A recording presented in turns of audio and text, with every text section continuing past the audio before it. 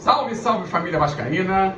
Tô na área para mais um vídeo. Se você está chegando aqui pela primeira vez e não me conhece, muito prazer, meu nome é Eduardo Júnior. Tá vendo esse botãozinho vermelho aí embaixo, escrito inscreva-se? Dá uma clicadinha aí, isso ajuda bastante o canal. Uma outra coisa que ajuda bastante também é você deixar seu like no vídeo, que isso ajuda aí a impulsionar nosso vídeo aí no YouTube e, consequentemente, a trazer mais vascaínos aqui para o nosso canal, para os nossos debates aqui, né? Ativa o sininho para toda vez que eu postar vídeo você também receber as notificações e, claro, compartilhe nas suas redes sociais, que isso ajuda bastante também. Então, o vídeo de hoje eu queria falar um pouquinho do resultado da pesquisa que foi feita em relação à análise da gestão do Salgado.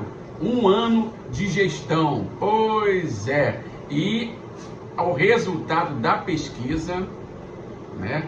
90% de rejeição, somando aí ruim e péssimo, 90% de rejeição. E isso aí, claro que a gente precisa parar para refletir a respeito disso. E eu queria trazer dois pontos aqui para reflexão. O primeiro, eu queria retornar, né, antes da eleição, lá durante a campanha eleitoral, e fazer uma análise rápida dos candidatos que se apresentaram, né, aí para o quadro social, para serem sabatinados pelo quadro social, com o objetivo de chegar a ser presidente do Vasco. Então foram 5 candidatos aí: Levenciano, Júlio Brandt, Sérgio Frias, Campelo, né, e o Jorge Salgado. Então vamos lá. Tinha o Júlio Brandt, que é um agente político já conhecido daí da torcida do Vasco, né, que está aí tentando chegar ao poder desde 2014 com uma estrutura de gestão, uma forma de pensar, né, já definida desde 2014. Claro que eles implantaram a estratégia ali do nós contra eles, né, demonizando, no caso em questão, o Eurico Miranda, veio na estratégia da polarização, né, mas isso aí não vem ao caso agora. O importante é que ele tem uma forma de pensar, né, em termos de gestão bem definida desde 2014, não é isso? Então, tinha o Campelo, que era o presidente do Vasco, estava com a máquina na mão, né, estava ali tentando implantar sua forma de pensar Vasco, sua forma de gerir o clube. Ele já estava implantando isso aí ao longo dos 3 anos da gestão dele e estava tentando a reeleição para dar continuidade no projeto dele. Então ele estava com a máquina na mão. Tinha o Sérgio Frias, que é benemérito do clube, mas tem uma forma de pensar muito bem definida, né? Todos conhecem, né? E tinha uma forma de pensar muito bem definida. Então, provavelmente, não tem como afirmar nada, mas caso chegasse ao poder, ele iria seguir talvez ali a mesma linha do Grupo Casaca, na questão do Eurico Miranda, né? Alguns pontos positivos, alguns pontos negativos, né? A gente sabe que o Eurico teve isso, apesar de que muitos acham que o Eurico é só o demônio, e a gente sabe que não é, né? Mas enfim, tinha o Levenciano, que é um candidato totalmente outsider, não fazia parte da política do clube ali, veio com um projeto extremamente novo, né? Mas um projeto que foi construído durante os 2, 3 anos que ele estava em campanha ali. Ele viajou muito, né? Tirou dinheiro do próprio bolso, então o projeto dele foi construído, né? Foi tudo certinho ali, construído, não caiu de paraquedas. E tinha o Jorge Salgado, né, que até 3, 4 meses antes da eleição, ninguém sabia quem seria o líder da chapa Mais Vasco ali para ser sabatinado junto ao quadro social. A Mais Vasco não tinha nome, né? Então o Jorge Salgado foi pego pelo fato do nome dele em si, não de projeto, né? Foi pego pelo nome.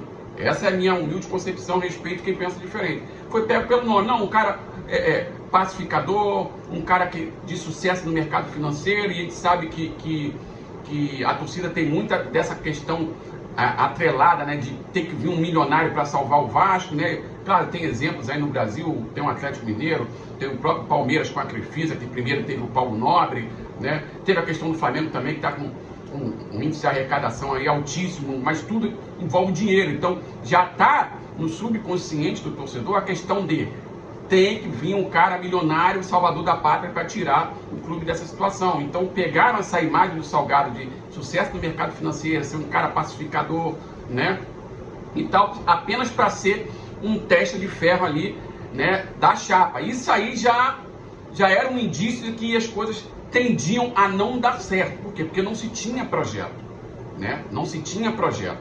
Fora que os integrantes, né, da Mais Vasco ali, né, muitos deles já vêm há muitos anos aí dentro do clube, fazendo parte da política do clube, migrando de um grupo para o outro, né, julgando as pessoas, atacando, enfim, um comportamento já meio estranho, né? E isso aí, o resultado da pesquisa aí, 90% de rejeição, não é nada mais, nada menos que as consequências da causa, né? Caiu de paraquedas, sem projeto, né? Monta-se um PowerPoint, né? Que virou moda, né? Monta-se um PowerPoint, né? Fala firme, tem o dom da oratória, engana todo mundo, né? E foi isso que aconteceu. Muitas promessas, pouquíssimas cumpridas, quase zero, para não falar zero, quase zero, né? E o pior, estelionato eleitoral. E aí a torcida não perdoa. Mas tem um porém. O pensamento do torcedor, ele é muito atrelado ao desempenho esportivo, né? Não adianta a gente cobrar alguns comportamentos de uma sociedade que tem esses quesitos praticamente falidos, como por exemplo, moral e ética. Não tem como a gente chegar aqui e cobrar algo que a gente não vai ter, né? Então o que acontece? Está muito atrelado ao desempenho esportivo. Talvez se o Vasco não tivesse caído, não tivesse sido rebaixado, né, e tivesse chegado uma Libertadores, as pessoas pouco iriam se importar com o golpe que aconteceu, né? Pouco iria se importar com estelionato eleitoral, pouco ia se importar, porque a sociedade brasileira não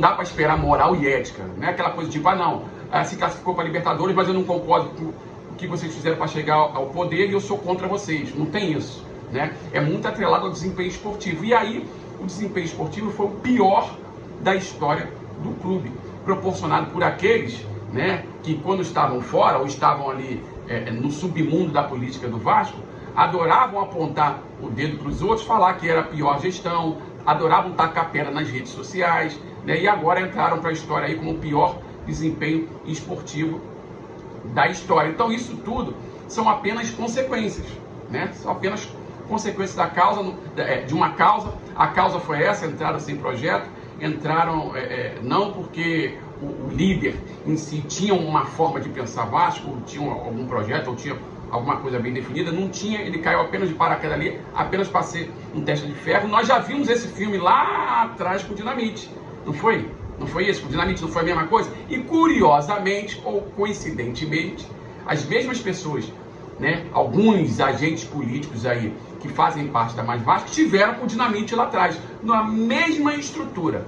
Pega-se um nome, né, que a torcida goste, né, um nome que internamente agrade a gregos e troianos, põe como um teste de ferro, mas por trás quem manda é toda uma equipe. E aí vem os velhos discursos, né? Lá atrás era a fila de investidores e agora o Jorge Salgado abre portas para o mercado. São os mesmos discursos, são as mesmas mensagens, né? Enganando o torcedor.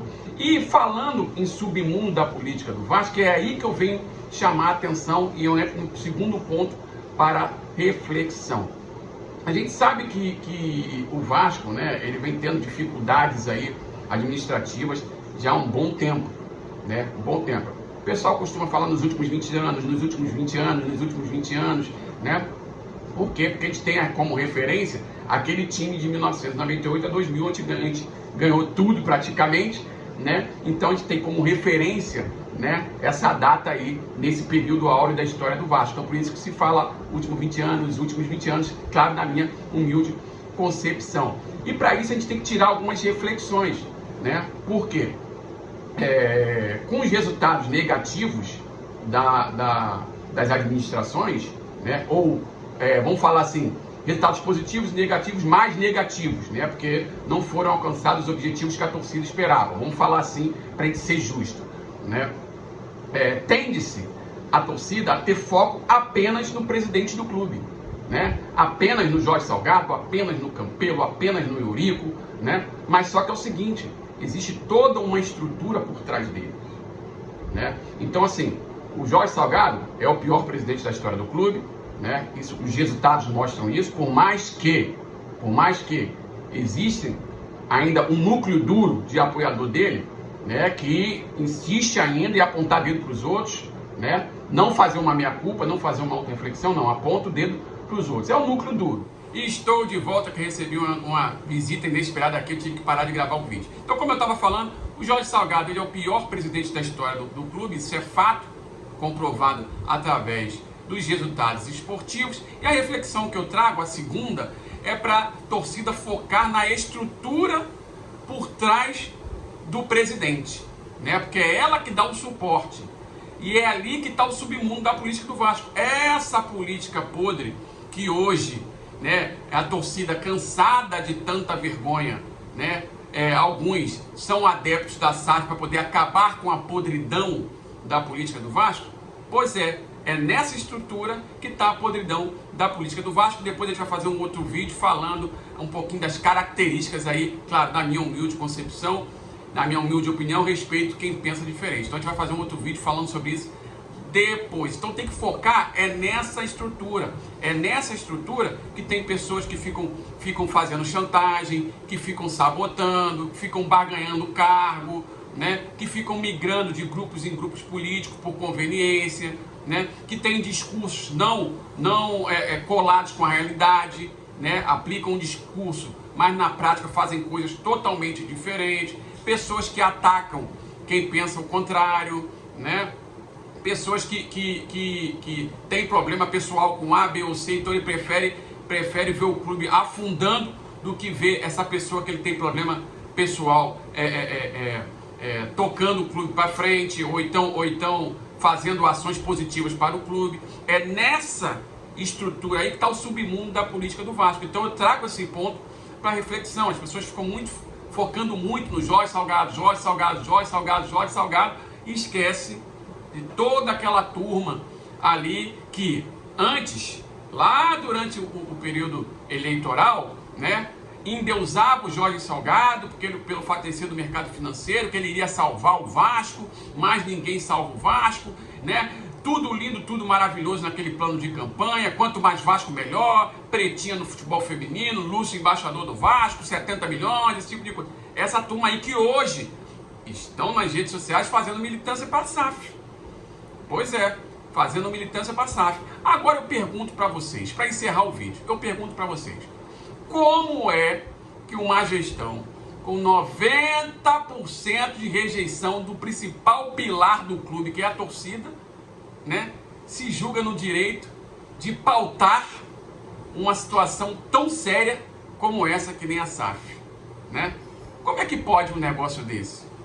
De novo, 90% de rejeição do principal pilar do clube, a torcida. Como é que essa turma se acha no direito de propor uma mudança no clube tão radical como essa que é a SAF? Comentem aí embaixo. É plausível isso? É normal isso? Comentem aí embaixo, eu quero saber a opinião de vocês. Esse foi o vídeo de hoje, espero que vocês tenham gostado. Se vocês gostaram, peço mais uma vez que se inscreva no canal, deixe seu like no vídeo, ative o sininho para toda vez que eu postar vídeo você receber as notificações, compartilhe também nas suas redes sociais, que isso ajuda bastante. E é isso. Um abraço e até o próximo vídeo.